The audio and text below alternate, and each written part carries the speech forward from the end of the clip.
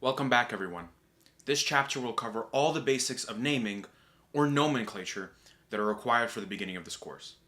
By the end of the chapter, you'll be able to name straight chain and cyclic hydrocarbons, alkyl halides, and alcohols. Now you may be asking, we learned and memorized so many functional groups. Why are we only naming some of them? Most organic chemistry courses are categorized by reactions. The first real reactions you learn in organic chemistry mostly involve halogen and hydroxide substituents on carbon chains. Therefore, it's only necessary to learn how to name the molecules you will work with. In the future, you'll learn reactions associated with different functional groups. At that point, you'll learn how to name the compounds associated with those reactions. Before we move on to naming, let's review what we mentioned in the past videos.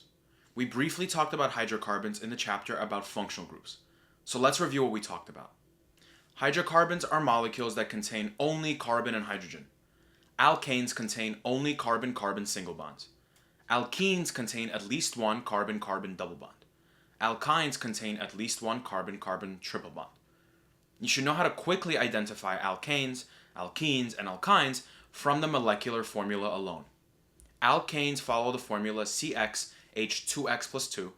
Alkenes follow the formula CxH2x. Alkynes follow the formula CxH2x minus 2.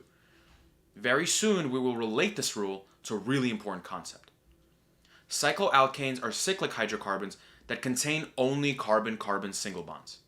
Cycloalkenes are cyclic hydrocarbons that contain at least one carbon-carbon double bond.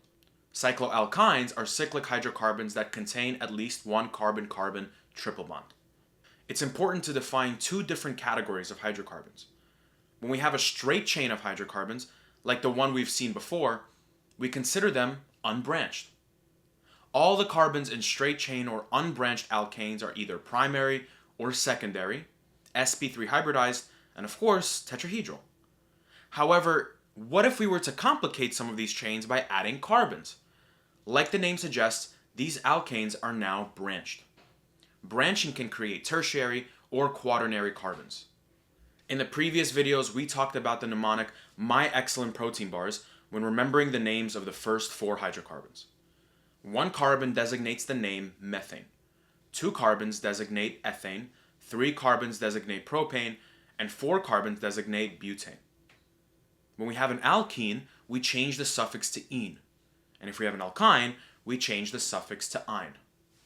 As we go past 4 carbons, we begin naming hydrocarbons derived directly from the number of carbons.